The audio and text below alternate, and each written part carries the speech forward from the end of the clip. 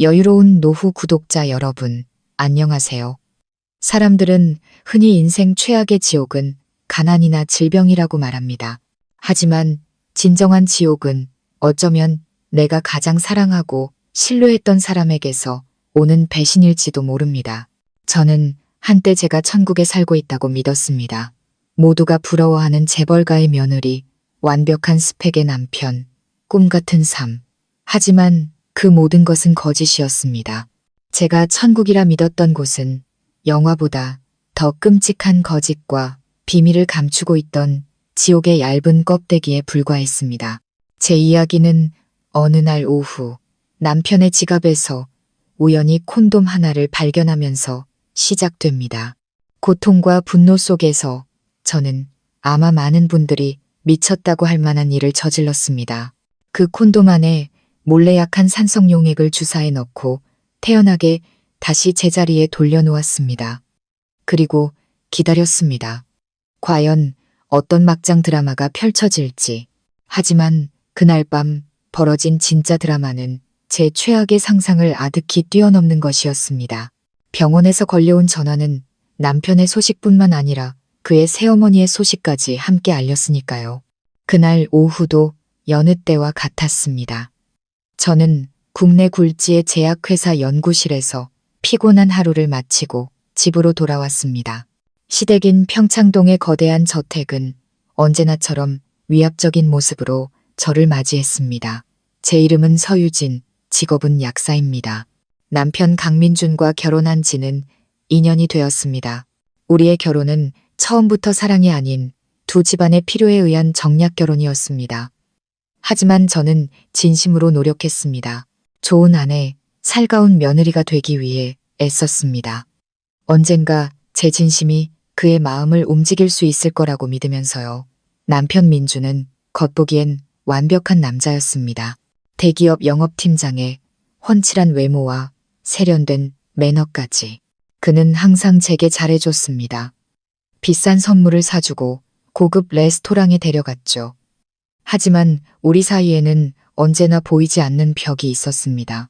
분명히 느껴지지만 뭐라고 정의할 수 없는 차가운 거리감. 시댁 식구들도 마찬가지였습니다.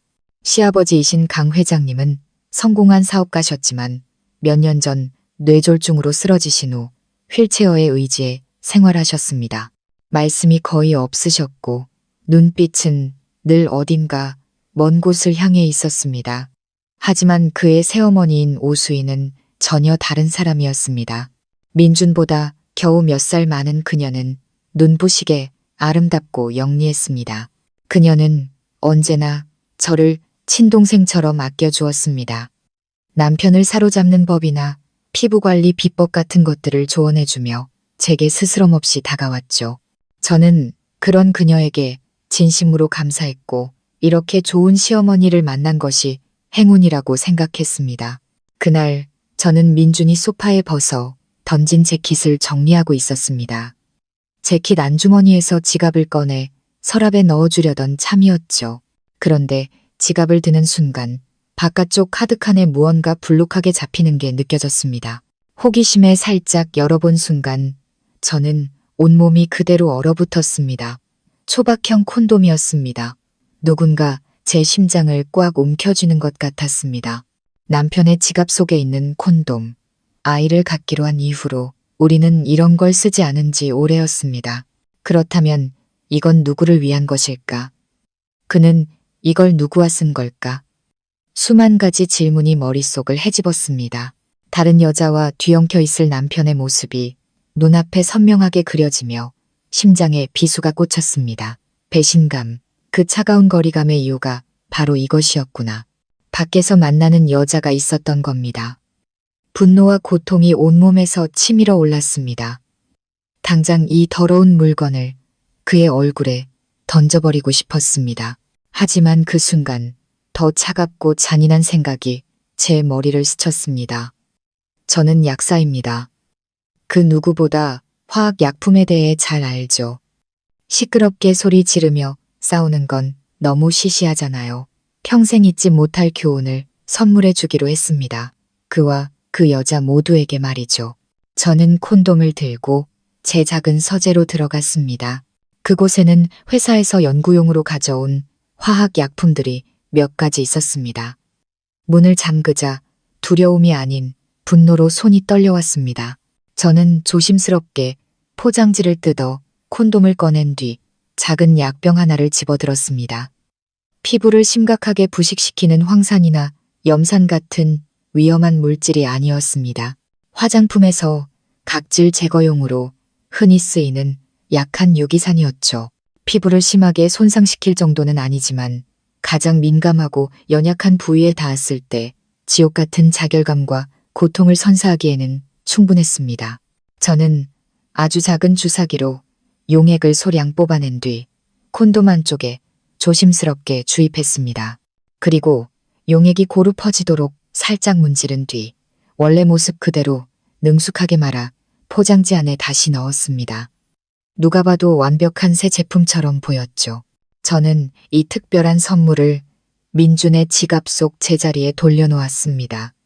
심장이 미친 듯이 뛰었습니다. 죄책감과 함께 이상한 희열이 느껴졌습니다. 덫은 놓아졌습니다. 이제 짐승이 스스로 걸려들기만 기다리면 됩니다. 저는 상상했습니다. 오늘 밤이나 내일 그가 바람 피우는 여자와 뜨거운 시간을 보내는 순간 끔찍한 자결감이 덮쳐오는 장면을 그들은 당황해서 허둥지둥 옷을 챙겨 입고 수치심 속에서 병원 응급실로 향하겠죠. 그리고 저는 병원으로부터 전화를 받게 될 겁니다. 그러면 저는 걱정 가득한 아내의 얼굴로 나타나 그들의 비참한 몰골을 똑똑히 지켜볼 참이었습니다. 완벽한 시나리오였죠.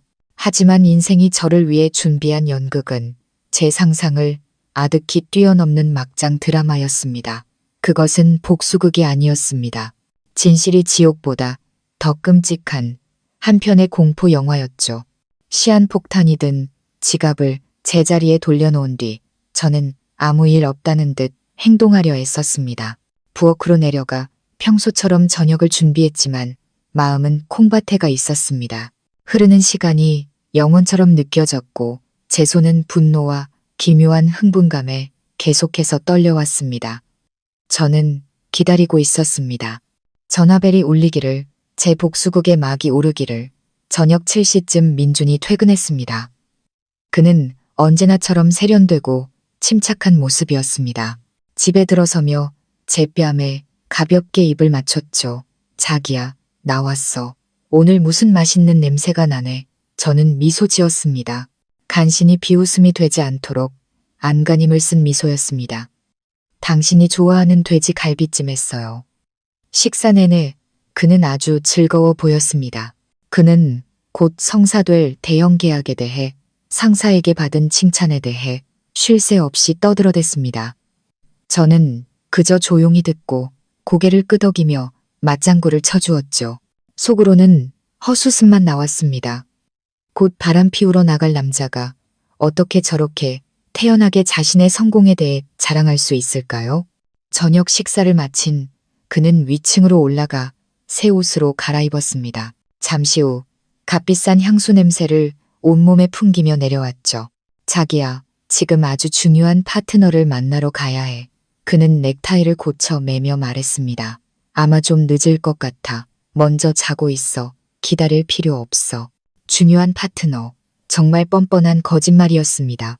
저는 그가 파트너를 만나러 가는 게 아니라는 걸 알았습니다. 그 여자를 만나러 가는 거겠죠. 그의 지갑 속에는 제가 정성껏 준비한 선물이 들어 있었고요. 네, 조심해서 다녀오세요. 저는 한치의 의심도 없는 순종적인 아내의 목소리로 대답했습니다. 저는 그를 문 밖까지 배웅하며 그의 고급 제네시스 세단이 저택 대문 뒤로 사라지는 것을 지켜봤습니다. 문이 닫히자마자 제 입가의 미소는 순식간에 사라졌습니다. 이제 연극이 시작될 시간이었습니다. 저는 침실로 올라가지 않았습니다. 어둡고 넓은 거실에 작은 스탠드 조명 하나만 켜놓은 채 홀로 앉아 있었습니다. TV도 책도 보지 않았습니다. 그저 조용히 기다렸습니다.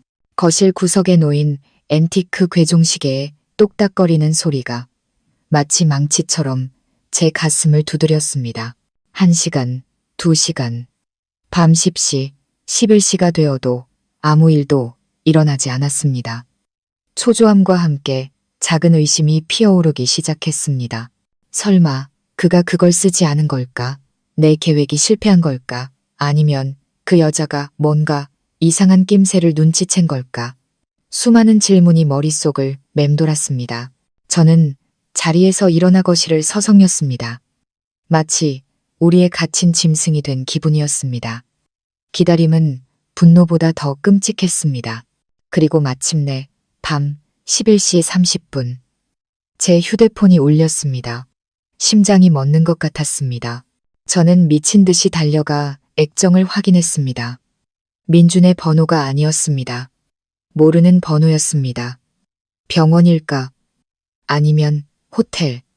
저는 심호흡을 하며 목소리가 떨리지 않도록 애쓰며 통화 버튼을 눌렀습니다. 여보세요. 수화기 너머에서는 다급하고 당황한 듯한 여자의 목소리가 들려왔습니다. 실례지만 강민준 씨 아내분 서유진 씨 휴대폰 맞으신가요? 네, 제가 서유진인데요. 무슨 일이시죠? 심장이 미친 듯이 날뛰었습니다. 안녕하세요. 여기는 서울 프라임 병원입니다. 여자가 말했습니다. 다름이 아니라 남편분이신 강민준 씨가 저희 병원 응급실로 실려오셔서 연락드렸습니다. 역시 내 계획은 성공이었습니다. 차가운 희열이 온몸에 퍼져나갔습니다. 하지만 연기는 계속해야 했습니다. 네, 뭐라고요? 저는 비명을 지르듯 외쳤습니다. 남편이요? 남편이 왜요? 교통사고라도 났나요? 아니요, 교통사고는 아닙니다. 여자는 잠시 머뭇거리며 곤란한 듯 말했습니다. 강민준 씨와 다른 여성 한 분이 함께 화학약품 화상으로 응급실에 실려오셨습니다. 화학약품 화상. 완벽했습니다. 하지만 간호사의 다음 말은 저를 온몸이 얼어붙게 만들었습니다. 함께 오신 여성분 성함은 오수희 씨이고 본인이 강민준 씨의 새어머니라고 하시더군요. 새어머니, 오수희. 머리가 핑 돌았습니다. 세상이 무너지는 것 같았습니다. 제가 잘못 들었을 거라고 생각했습니다. 오수희, 내 시어머니, 왜 그녀가, 왜 두 사람이 함께 있었던 거지? 그리고 왜 함께 화학약품 화상을 입은 거지? 저기요, 서유진 씨, 제 말 들리세요? 간호사의 목소리가 저를 현실로 끌어당겼습니다. 네, 듣고 있어요. 저는 말을 더듬었습니다. 목이 바싹 타들어갔습니다. 그분들 지금 어디 계세요? 어쩌다 그런 일이. 두 분 말씀으로는 신라호텔 VIP 라운지에서 업무 미팅 중에 새로 개발된 산업용 화학제품 샘플이 유출되는 사고가 있었다고 합니다. 현재 두 분 다 위급한 상황은 넘겼지만 경과를 지켜봐야 해서요. 보호자분께서 병원으로 오셔서 이번 수속을 밟아주셔야 할 것 같습니다. 호텔, 업무 미팅, 화학물질, 유출, 어설픈 거짓말의 연속이었습니다. 하지만 그 거짓말은 제가 상상했던 단순한 외도보다 훨씬 더 끔찍하고 역겨운 진실을 드러내고 있었습니다. 상대는 젊고 예쁜 내연녀가 아니었습니다. 바로 남편의 새어머니였습니다. 제가 항상 살갑게 대했던 친자매처럼 따랐던 그 여자, 구역질이 치밀어 올랐습니다. 정말 역겨웠습니다. 이렇게 추악하고 비정상적인 관계가 바로 이 집에서 제 눈앞에서 벌어지고 있었다니 저는 아무것도 모르고 있었습니다. 전화를 끊자 온몸이 사시나무처럼 떨렸습니다. 처음 느꼈던 희열은 온데간데 없이 사라지고 그 자리에는 충격과 혐오 그리고 지독한 고통만이 남았습니다. 이 배신은 단순한 외도가 아니었습니다. 이것은 도덕성의 붕괴이자 인간성의 가장 밑바닥을 보여주는 추악한 타락이었습니다. 더 이상 생각할 시간이 없었습니다. 저는 병원으로 가야 했습니다. 그들을 걱정해서가 아니었습니다.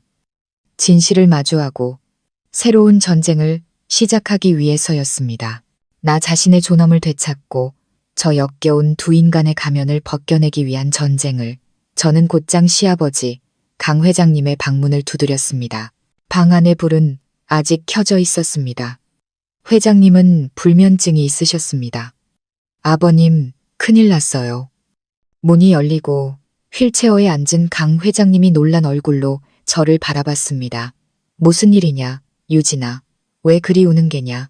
그제야 저는 제 뺨 위로 눈물이 하염없이 흐르고 있다는 것을 깨달았습니다. 아버님, 민준 씨랑 어머님이 저는 흐느꼈습니다. 두 사람 지금 병원 응급실에 있어요. 강 회장님의 얼굴이 굳어졌습니다. 뭐라고? 병원? 그놈들이 왜? 병원에서는 화학약품 화상사고라고만. 저는 차마 끔찍한 진실을 말할 수 없었습니다. 어디서부터 어떻게 설명해야 할지 몰랐습니다. 강 회장님은 더 이상 묻지 않았습니다. 그의 얼굴은 차갑게 굳어 있었고 산전수전 다 겪은 사업가의 위험이 드러났습니다. 당장 병원으로 가자. 칠흑 같은 밤, 차는 병원을 향해 질주했습니다. 저는 뒷좌석에서 강 회장님 옆에 앉아 있었습니다.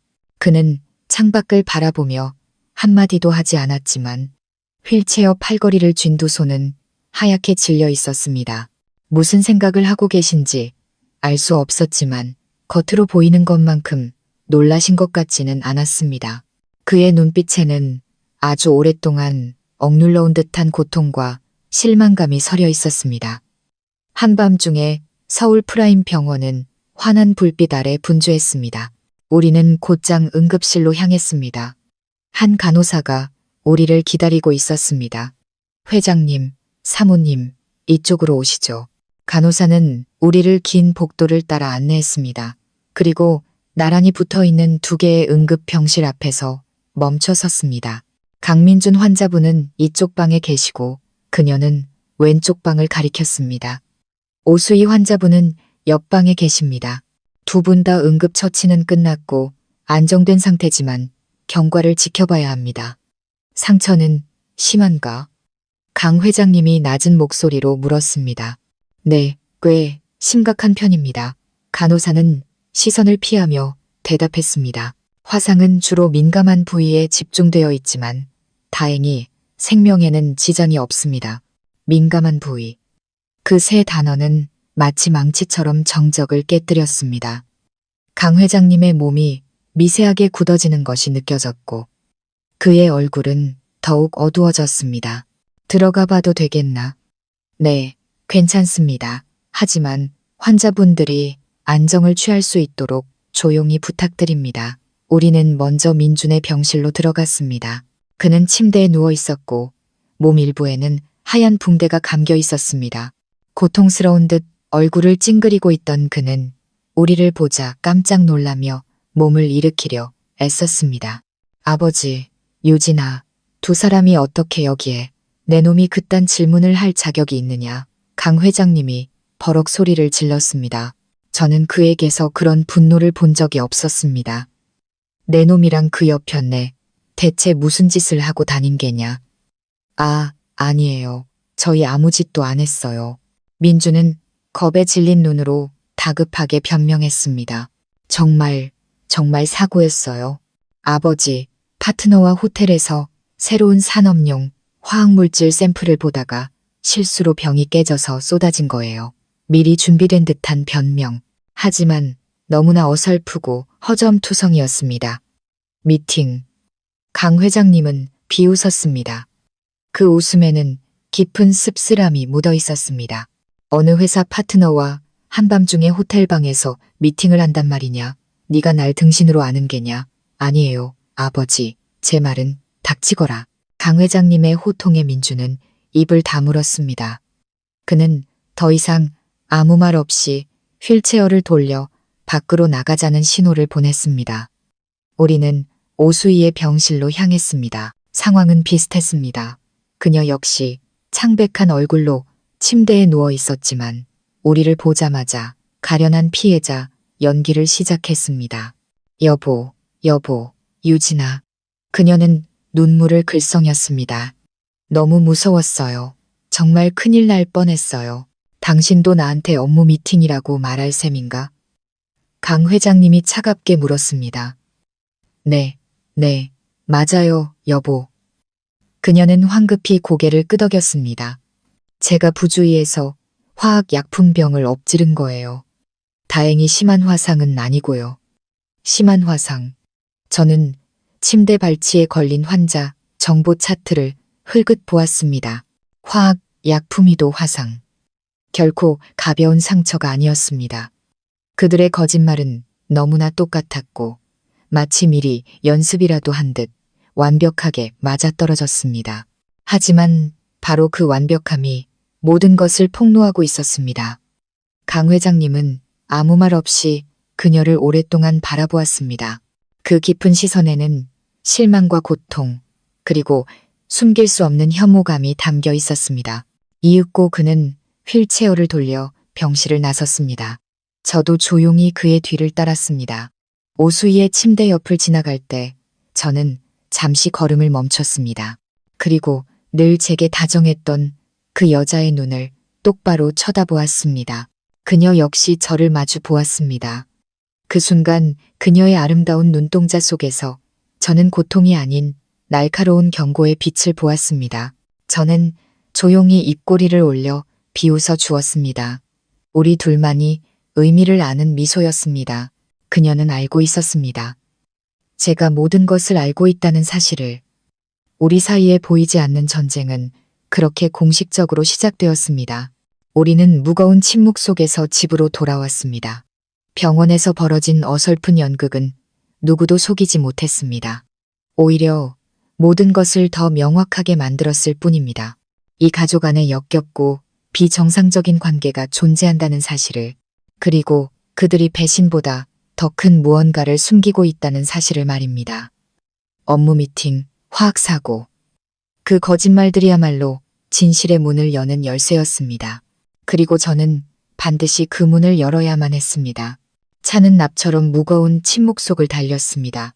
밤새 내리던 비는 그쳤고 도로는 가로등 불빛을 반사하며 도시의 거대한 눈물처럼 반짝였습니다. 저는 뒷좌석에서 강 회장님 옆에 앉아 있었습니다. 누구도 입을 열지 않았지만 우리 두 사람의 머릿속은 같은 질문과 소름 끼치는 의심으로 가득 차 있다는 것을 알 수 있었습니다. 병원에서의 어설픈 연극, 민준과 오수희의 변명은 진실을 감추기는커녕 논리적인 허점들로 스스로의 거짓을 폭로하고 있었습니다. 업무 미팅. 저는 그 단어를 속으로 되뇌며 실소를 금치 못했습니다. 내 남편 강민주는 대기업 영업팀장입니다. 그의 새어머니 오수희는 집에서 남편을 돌보며 호화로운 생활을 즐기는 전업주부입니다. 두 사람에게 대체 무슨 공통된 업무가 있어서 미팅을 한다는 말일까요? 오수희가 산업용 화학물질이나 경제 계약에 대해 뭘 안다고 의부사들과 머리를 맞대고 논의를 한단 말입니까? 그리고 왜 하필 호텔이었을까요? 신라 호텔의 VIP 라운지, 왜 회사 사무실이나 하다못해 집 서재가 아니었을까요? 세상 어느 업무 미팅이 한밤중에 호텔처럼 사적이고 민감한 장소에서 이루어진단 말입니까? 그들의 변명은 터무니없을 뿐만 아니라 듣는 사람의 지성을 모욕하는 수준이었습니다. 화학물질, 유출 사고, 저는 약사입니다. 화학물질에 대해 잘 알죠.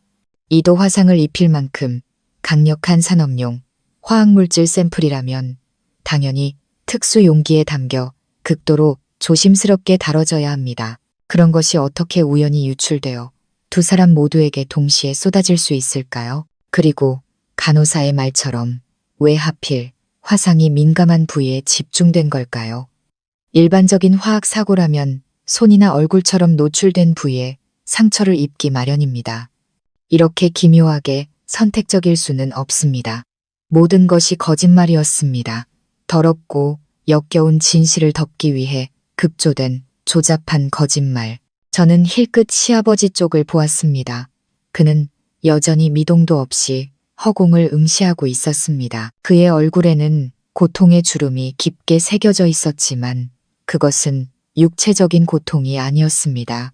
가장 가까운 사람들에게 등 뒤에서 칼을 맞은 남자의 고통이었습니다. 강 회장님은 평생을 비즈니스 세계에서 살아남은 사람입니다.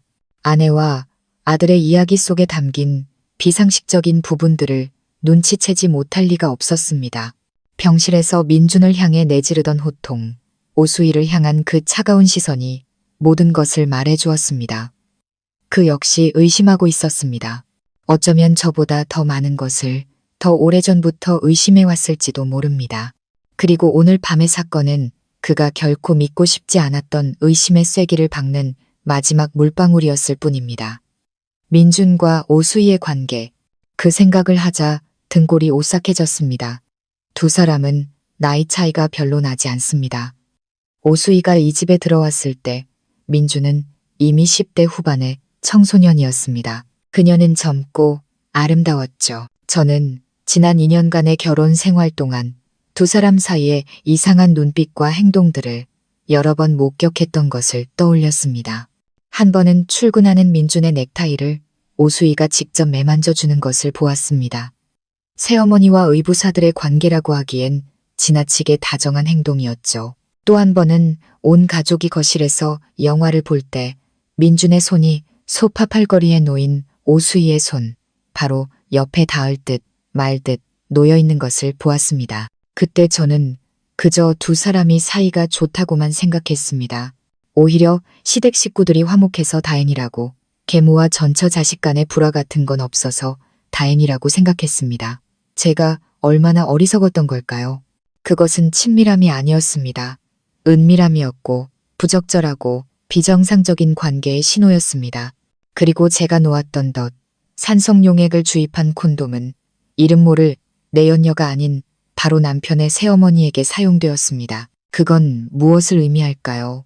제가 민준의 지갑에서 발견한 콘돔이 하룻밤의 불장난을 위한 것이 아니었다는 뜻입니다. 그것은 미리 계획된 만남, 바로 오수희와의 만남을 위해 준비된 것이었습니다.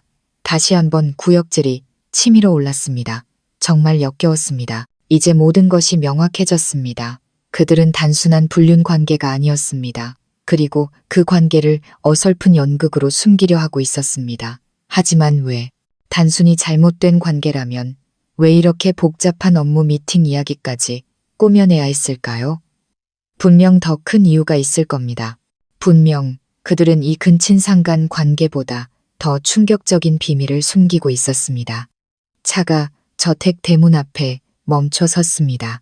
운전기사가 서둘러 차에서 내려 강 회장님을 휠체어에 옮겨 태웠습니다.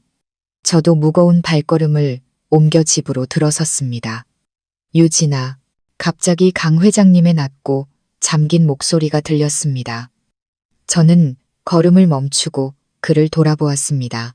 오늘 일은, 그는 잠시 머뭇거리다 복잡한 눈빛으로 저를 바라보았습니다. 아무에게도 말하지 말거라. 그냥 그놈들 말을 믿어주는 척해. 저는 충격을 받았습니다. 네, 아버님, 그게 무슨 말씀이세요? 내 말대로 하거라. 그의 목소리에는 거스를 수 없는 힘이 실려 있었습니다. 나에게는 나만의 방식이 있다. 너도 내 자신을 지켜야 한다. 이 집의 모든 것을 조심하거라. 그 말을 남기고 그는 스스로 휠체어를 몰아 서재로 들어가 문을 쾅 닫아버렸습니다. 저는 춥고 휑한 거실에 홀로 남겨졌습니다. 강 회장님의 경고는 제 안의 의심을 더욱 확신으로 바꾸어 놓았습니다. 그는 단순히 의심하는 것이 아니었습니다. 그는 무언가를 알고 있었습니다. 그 자신도 밝혀내고 싶거나 혹은 덮고 싶은 비밀을. 이 집, 이 가족은 더 이상 따뜻한 보금자리가 아니었습니다. 모두가 가면을 쓰고 각자의 음모를 숨기고 있는 하나의 거대한 연극 무대이자 전쟁터가 되어버렸습니다. 그리고 저는 그 폭풍의 한가운데로 휘말려 들어왔습니다. 저는 알았습니다. 오늘 밤부터 저는 이 집의 누구도 믿을 수 없으며 모든 것을 경계해야 한다는 것을. 이제 저의 싸움은 단순히 바람난 남편을 응징하는 것이 아니었습니다. 아직 그 실체를 다 알 수 없는 거대한 어둠의 음모로부터 제 자신을 구해내기 위한 싸움이었습니다. 저는 침실로 돌아왔습니다. 한때 모두가 부러워하던 재벌가의 삶을 상징하던 이 방은 이제 차가운 황금 세장처럼 느껴졌습니다. 푹신한 킹사이즈 침대에 앉았지만 마음은 실타래처럼 엉켜 있었습니다. 시아버지의 경고가 귓가에 맴돌았습니다. 이 집의 모든 것을 조심하거라. 저는 지난 2년의 시간을 되돌아보기 시작했습니다. 제가 아무것도 모른 채 살아왔던 연극 속의 인연을, 기억의 페이지를 한 장 한 장 넘기며 그들이 만들어낸 완벽한 가면 속의 균열과 허점들을 찾아내려 애썼습니다.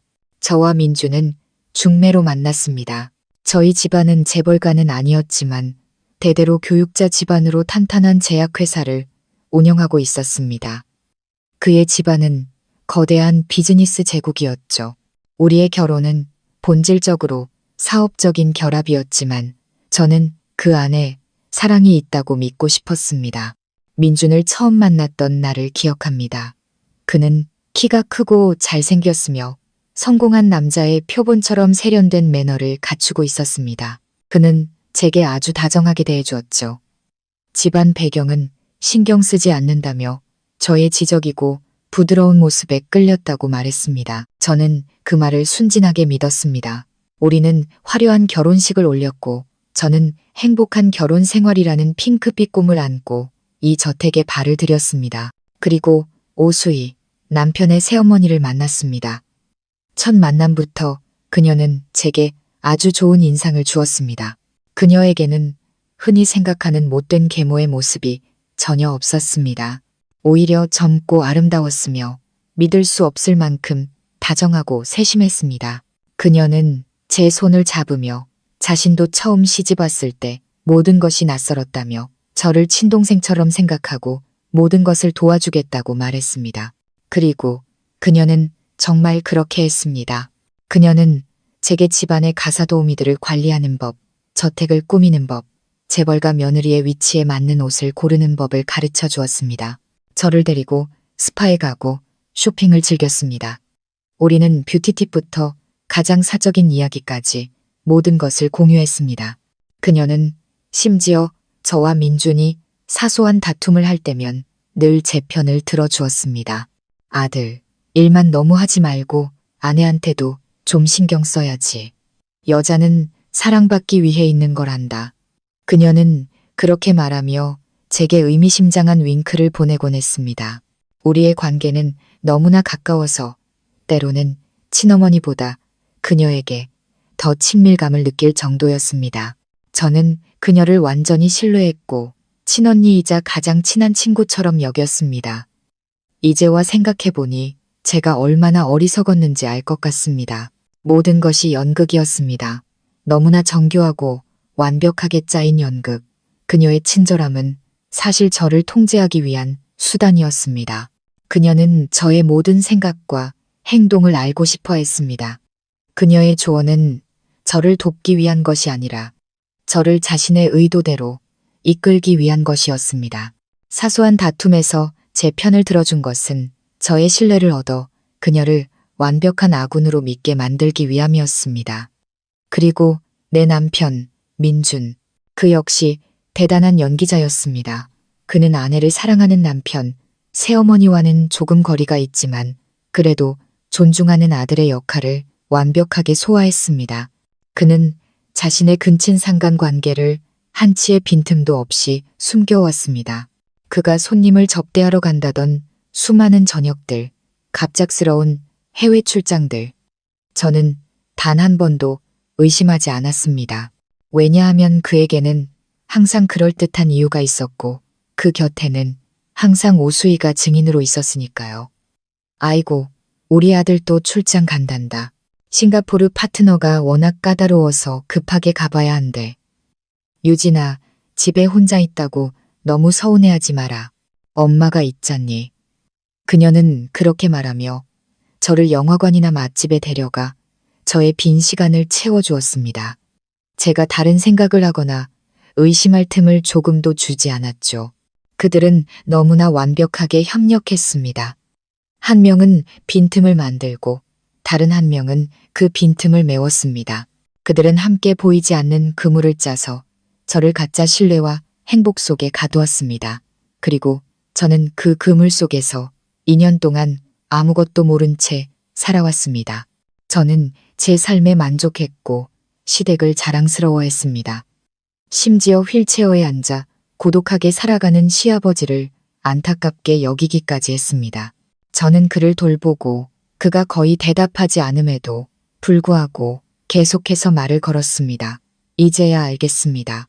이 집에서 가장 불쌍한 사람은 시아버지가 아니라 바로 저였다는 것을 저는 속았습니다.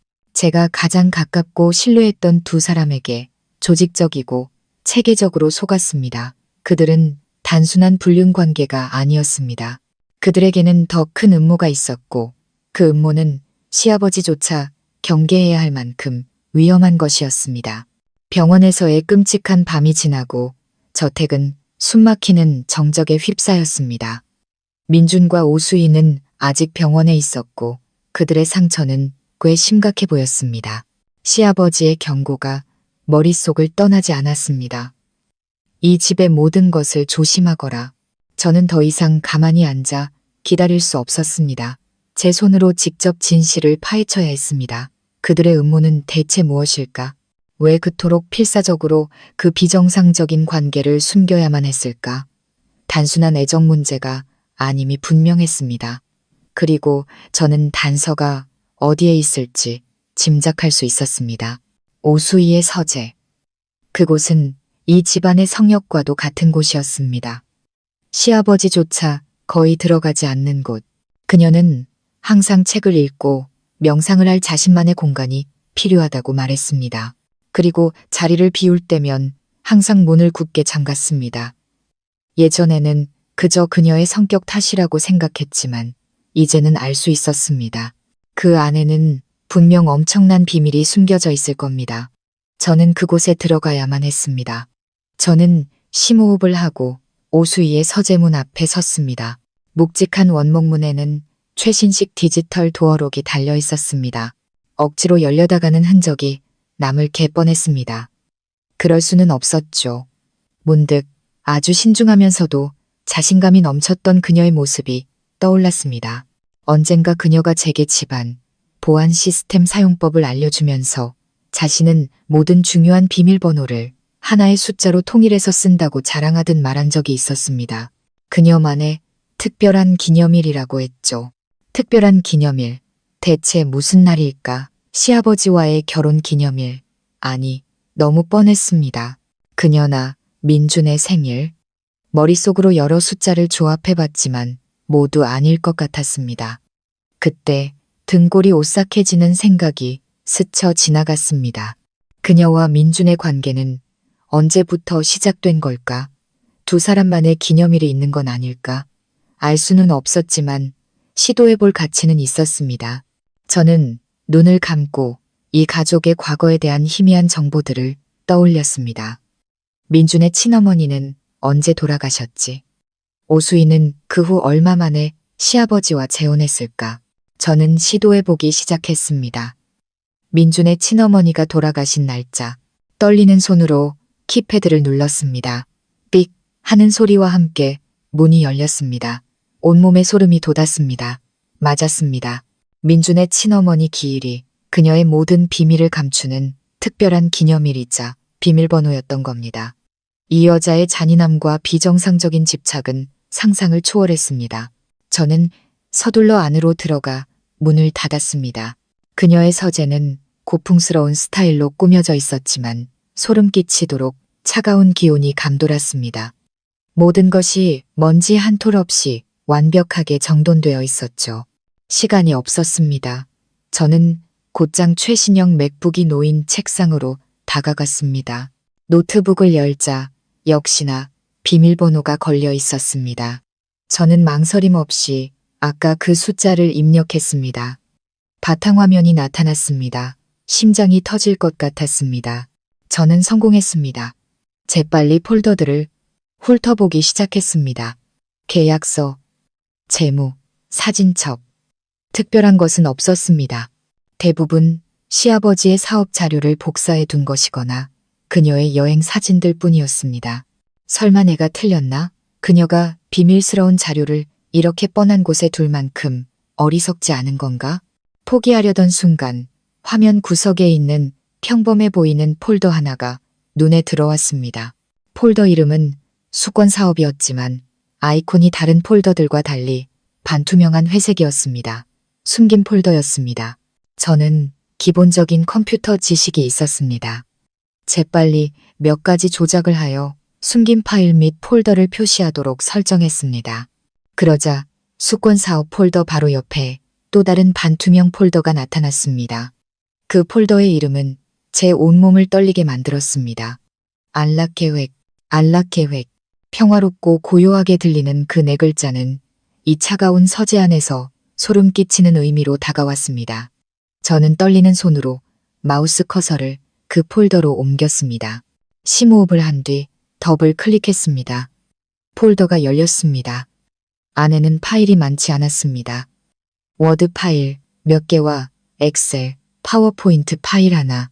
하지만 그 내용은 상상할 수 없을 만큼 잔혹한 음모를 고스란히 담고 있었습니다. 한치의 오차도 없이 치밀하게 계산된 계획. 바로 휠체어에 앉은 그녀의 남편 강 회장님을 겨냥한 계획이었습니다. 제가 처음 연 파일은 알락원 프로젝트 황금 투자 기회라는 제목의 파워포인트였습니다. 슬라이드 쇼를 시작했습니다. 첫 슬라이드에는 푸른 언덕 위에 자리 잡은 호화로운 리조트의 3D 조감도가 나타났습니다. 수영장, 골프 코스, 아기자기한 빌라들까지 5성급 리조트와 다를 바 없어 보였습니다. 하지만 다음 슬라이드들을 읽어 내려가면서 저는 이곳이 리조트가 아니라는 것을 깨달았습니다. 이곳은 요양원이었습니다. VVIP들을 위한 최고급 프리미엄 요양원. 프레젠테이션은 노인 헬스케어 시장의 잠재력, 최고급 요양 서비스로 얻을 수 있는 막대한 수익에 대해 아주 상세하게 분석하고 있었습니다. 사업 계획, 마케팅 계획, 인사 계획까지 모든 것이 전문가 수준으로 작성되어 있었습니다. 이 프로젝트가 아주 오랫동안 준비되어 왔음을 알 수 있었죠. 그리고 자본 구조 및 프로젝트 운영진 부분을 읽는 순간 제 심장은 멎는 듯 했습니다. 자본금 항목에 강한 신탁 자금이라는 출처로 수백억 원에 달하는 거액이 적혀 있었습니다. 강한 신탁, 시아버지께서 오래전에 설립하여 본인 자산의 대부분을 관리하던 신탁이었습니다. 그리고 그 신탁의 수탁 관리인은 다름 아닌 오수희였습니다. 그리고 프로젝트 운영진 명단에는 가장 높은 직책에 두 개의 이름이 굵은 글씨로 적혀 있었습니다. 이사회 의장, 오수희, 대표이사, 강민준. 온몸이 차갑게 식었습니다. 이것이 바로 그들이 업무 미팅에서 논의하던 일이었던 겁니다. 그들은 단순한 불륜 관계가 아니었습니다. 그들은 시아버지의 돈으로 자신들만의 제국을 건설하고 있었습니다. 그들이 왕과 왕비가 되는 제국을. 하지만 그게 끝이 아니었습니다. 가장 끔찍한 내용은 다른 워드 파일에 있었습니다. 계획 2단계라는 아주 단순한 이름의 파일이었습니다. 저는 그 파일을 열었습니다. 내용은 길지 않았습니다. 몇 개의 항목으로 나열되어 있었지만 글자 하나하나에 소름 끼치는 악의와 계산이 담겨 있었습니다. 첫 번째 항목, K의 모든 개인 자산을 신탁으로 이전 완료. K는 분명 강 회장님이었습니다. 그녀는 아직 시아버지 명의로 남은 자산마저 자신이 통제하는 신탁으로 옮기도록 설득할 계획을 세우고 있었던 겁니다. 두 번째 항목, 알락원 프로젝트 가속화, 특별 VIP 구역 완공. 특별 VIP 구역. 그리고 마지막 항목은 모든 것을 설명해 주었습니다. 알락원 개원 후 건강 악화 및 전문적인 요양 환경 필요 등 합당한 사유를 들어 K를 VIP 구역에 입소시킬 것. 외부와의 모든 접촉을 완벽히 차단하고 전적으로 통제함. 저는 할 말을 잃었습니다. 온몸이 사시나무처럼 떨렸습니다. 이것이 바로 그들의 최종 음모였던 겁니다. 알락원은 단순한 비즈니스 프로젝트가 아니었습니다. 그곳은 감옥이었습니다. 자신의 남편을 가두기 위해 지어진 호화로운 감옥. 그녀는 모든 재산을 빼앗은 뒤 자신이 세운 요양원에 시아버지를 버릴 계획을 세우고 있었던 겁니다. 그곳에서 그는 외부 세계와 완벽히 격리될 것입니다. 친구도, 사업 파트너도, 그 어떤 가족도 접근할 수 없게 되겠죠. 그는 남은 인생을 죄수처럼 통제되고 감금된 채 살아가게 될 겁니다. 그동안 그녀와 그녀의 내연남은 그가 평생에 걸쳐 이룩한 막대한 재산을 마음껏 누리겠죠. 이보다 더 잔인한 계획이 있을까요? 그녀는 그의 돈뿐만 아니라 그의 자유와 남은 인생마저 송두리째 빼앗으려 하고 있었습니다. 저는 서둘러 제 휴대폰으로 이 모든 자료들을 촬영했습니다. 증거를 남겨야 했습니다. 하지만 노트북을 덮으려던 순간 마지막 엑셀 파일 하나가 제 눈길을 끌었습니다. 파일 이름은 K케어 비용. 호기심에 열어보았습니다. 그것은 강 회장님을 돌보는 데 드는 월별 비용을 상세하게 기록한 장부였습니다. 약값, 물리치료비, 간병인 비용 등. 그런데 유독 눈에 거슬리는 항목이 하나 있었습니다. 수입산 심혈관 치료제라는 주석이 달린 아주 큰 금액의 지출이었습니다. 그 옆에는 제가 약사임에도 불구하고 한 번도 들어본 적 없는 약의 이름이 적혀 있었습니다. 그리고 공급처 안에는 익숙한 이름이 있었습니다. 박 원장, 가족 주치의였습니다. 박 원장은 뇌졸중 이후로 강 회장님을 계속 치료해왔고 병원에서 민준과 오수희에게 화학약품이도 화상 진단서를 끊어준 바로 그 의사였습니다. 무언가 잘못되었다는 직감이 강하게 들었습니다. 저는 서둘러 그 낯선 약의 이름을 사진으로 찍었습니다. 이것은 단순한 감금 계획이 아니었습니다. 이것은 살인 계획이었습니다. 의료행위라는 이름으로 위장된 서서히 진행되는 살인 계획. 저는 재빨리 방문 기록을 모두 삭제하고 노트북을 덮은 뒤 모든 것을 제자리에 돌려놓았습니다. 그리고 조심스럽게 그 방을 빠져나왔습니다. 심장이 터져버릴 것 같았습니다. 저는 범죄의 미로 속으로 들어와 버렸습니다. 출구가 보이지 않는 미로.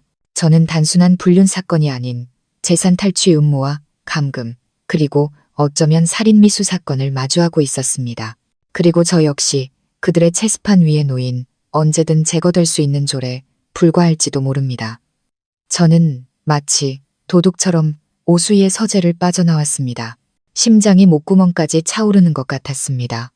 노트북에서 본 그 끔찍한 계획들은 제가 발견했던 근친상간 관계보다 훨씬 더 소름 끼치는 것이었습니다. 이것은 더 이상 배신의 이야기가 아니었습니다. 이것은 범죄의 연극이었습니다.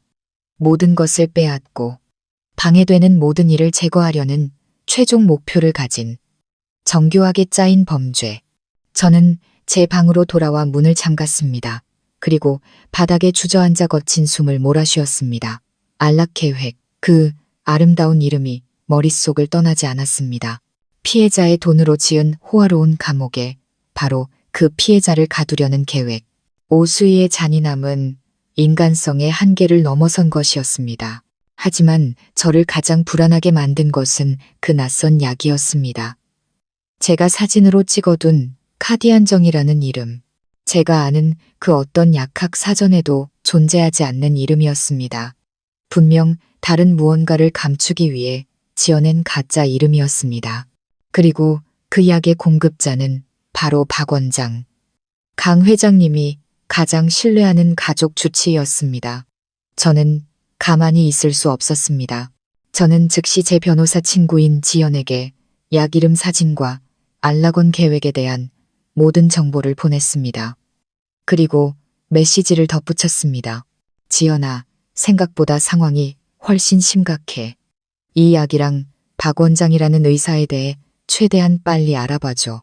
지현의 연락을 기다리는 동안 저는 스스로 더 많은 증거를 찾아야겠다고 결심했습니다. 오수희가 모든 계획을 노트북에 정리해 두었다면 분명 이메일이나 메시지를 통해 더 구체적인 대화를 나누었을 겁니다. 위험한 행동이라는 것을 알았지만 다른 선택지가 없었습니다. 저는 다시 그 방으로 돌아가야만 했습니다. 저는 다시 노트북을 열었습니다. 비밀번호는 이미 알고 있었죠. 이번에는 문서 폴더가 아닌 이메일 앱을 바로 실행했습니다. 받은 편지함은 광고, 은행 알림, 친구들과의 여행 관련 이메일로 가득했습니다. 아주 평범해 보였죠. 하지만 오수희처럼 교활한 여우가 중요한 내용을 이렇게 쉽게 보이는 곳에 둘 리가 없었습니다. 저는 다른 폴더들을 뒤지기 시작했습니다. 임시 보관함, 보낸 편지함, 그리고 특히 휴지통을 마침내 저는 찾아냈습니다. 휴지통에는 삭제되었지만 아직 영구 삭제되지 않은 이메일들이 많이 있었습니다. 스크롤을 내리던 중 덕터 팔키라는 주소와 주고받은 이메일 묶음이 눈에 띄었습니다.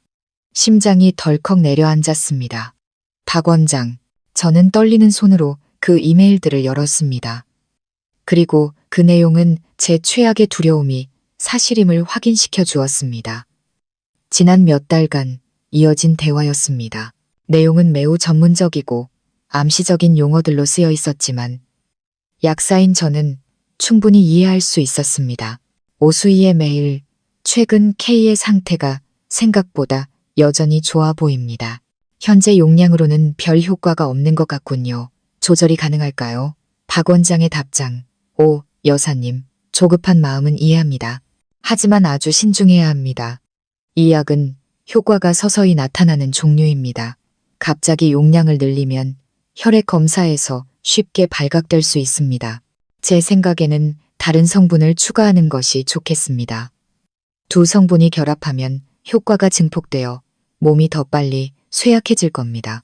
증상은 노화로 인한 자연스러운 신부전과 똑같이 보일 겁니다. 준비해서 다음 주까지 보내드리겠습니다. 오수희의 다음 메일. 좋습니다. 원장님 말씀대로 진행해 주세요. 비용은 문제 없으니 모든 일이 자연스럽고 깔끔하게만 처리되면 됩니다. 안락원 프로젝트가 곧 시작됩니다. 우리에게 시간이 많지 않아요. 그들이 약의 이름을 뭐라고 부르는지는 알 수 없었지만 이것이 독극물이라는 것은 확실했습니다. 그들은 단순한 논의가 아니라 독사를 실행에 옮기고 있었던 겁니다. 그들은 자신들을 전적으로 신뢰하는 남편이자 환자인 강 회장님을 서서히 죽이고 있었습니다. 자연스러운 신부전, 자연스럽고 깔끔하게 사람을 살려야 할 의사의 입에서 나온 그 단어들은 소름 끼치도록 끔찍했습니다. 그는 돈과 오수희의 음모를 위해 자신의 양심과 의사로서의 윤리를 팔아넘긴 것이었습니다. 그리고 젊고 아름다운 아내, 늘 남편을 살뜰히 챙기는 척했던 그녀가 바로 이 모든 것을 계획하고 남편을 흔적 없는 죽음으로 몰아넣고 있는 주범이었습니다. 저는 서둘러 이 모든 이메일을 휴대폰으로 촬영했습니다. 이것이야말로 빼도 박도 못할 증거, 조직적인 살인 음모의 증거였습니다. 저는 모든 흔적을 지우고 노트북을 닫은 뒤 방을 빠져나왔습니다. 이 사건은 제게 한 가지를 깨닫게 해주었습니다. 더 이상 이 싸움을 혼자서 조용히 할 수는 없다는 것을. 저는 너무나 위험한 상황에 처해 있었습니다. 그들은 단순한 불륜남녀가 아니었습니다. 그들은 살인자였습니다. 만약 그들이 제가 비밀을 알게 되었다는 것을 눈치챈다면 제가 과연 내일 아침에를 볼 수 있을지 장담할 수 없었습니다. 저는 반격해야 했습니다. 결정적인 한 방을. 그리고 첫 번째 목표는 이 음모의 가장 약한 고리, 바로 강민준이었습니다. 저는 그를 직접 상대해야만 했습니다. 다음 날 저는 민준을 만나러 병원에 갔습니다. 그는 여전히 화상 치료를 받고 있었습니다. 병실에 들어서자 그는 침대에 앉아 경제 잡지를 읽고 있었습니다. 어제보다 훨씬 좋아 보였죠. 제가 들어서는 것을 보고 그는 놀란 듯 했습니다. 유진아, 여긴 어떻게 왔어? 저는 대답 없이 조용히 병실 문을 닫고 안에서 잠갔습니다. 제 행동에 그가 미간을 찌푸렸습니다. 뭐 하는 거야? 저는 아무 말 없이 그에게 다가가 그의 바로 앞 테이블 위에 제 휴대폰을 올려놓았습니다. 사진첩을 열어 제가 처음으로 보여준 사진은 안락원 프로젝트의 3D 조감도였습니다. 민준의 얼굴이 하얗게 질렸습니다. 그는 저를 보며 공포에 질린 눈으로 물었습니다. 이걸 어떻게, 네가 어떻게 가지고 있어? 저는 대답하지 않았습니다. 다음 사진으로 넘겼습니다. 강한 신탁의 이름이 적힌 자본 구조표. 그리고 오수희와 강민준의 이름이 굵게 인쇄된 프로젝트 운영진 명단. 설명해봐요. 제 목소리는 얼음장처럼 차가웠습니다. 유진아, 내 말 좀 들어봐. 그는 말을 더듬으며 황급히 잡지를 내려놓았습니다. 이건 그냥 평범한 사업 프로젝트일 뿐이야. 어머니께서 개인적인 사업을 하고 싶어 하셨고, 나한테 도움을 청하신 것 뿐이라고. 평범한 사업? 저는 비웃었습니다. 자기 아버지를, 그리고 자기 남편을 그곳에 가둬서 완벽하게 격리시킬 계획까지 세우는 게 평범한 사업이에요? 제 말은 그에게 강력한 충격을 준 듯 했습니다. 그는 그대로 얼어붙었습니다. 그는 제가 모든 것을 알고 있다는 것을 깨달았습니다. 너, 어머니 서재에 들어갔었구나.